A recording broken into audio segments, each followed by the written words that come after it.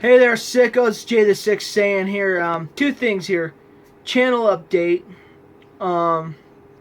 One, my computer's still broken, and so I'm gonna be very limited in how many videos I put out. What I do in them.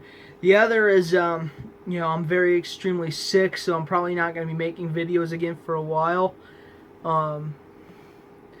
As a result, I don't even know if and considering what I think is wrong with me, I don't even know if I'm gonna make videos again after this.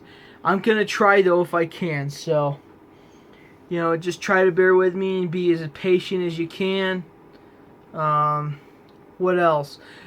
The other thing I want to talk about today is that I know this has happened like days ago, so I'm very late in talking about this or sharing my thoughts, but I want to try it anyway. Now, as most of you may know, there's a story about a pastor that starved his dog for 2 days.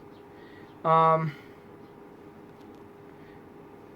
he was trying to teach a lesson about biblical obedience. Hemant Mehta, the friendly atheist, has reported on Patheos about this. Pastor David Perry of the New Selma Baptist Church in Selma, Alabama, has decided that to teach a biblical lesson about obeying God regardless of the situation by putting food in front of his dog and denying that food to him. Teaching him instead to just eat only when commanded. And he did this for 2 days. And of course, as many of you also know, he videotaped it and uploaded it to Facebook. Now the thing of it is, you know how I feel about these kinds of things. I mean, you've heard my rant about leaving dogs in hot cars with the windows rolled up. This guy, I just want to punch in the fucking mouth. Just punch his fucking mouth loose. I mean, just go to fucking town on him. Fuck him up good. I mean, I don't give a fuck what point you're trying to get across. You do not fucking starve your animals. This is sick. It's disgusting. It's wrong. And I tell you what, he's another one like Josh Fierstein, where I think if there is a God and this guy makes it into heaven, the rest of us should have no problem getting in. That's just how I feel about that. Now, it's interesting to know that according to an article in Patheos, and I'll post a link to the description below, this pastor was a former gang member and a convict. To me, that's not very surprising. It's not very surprising to me because, it's true. A lot of convicts, they find religion and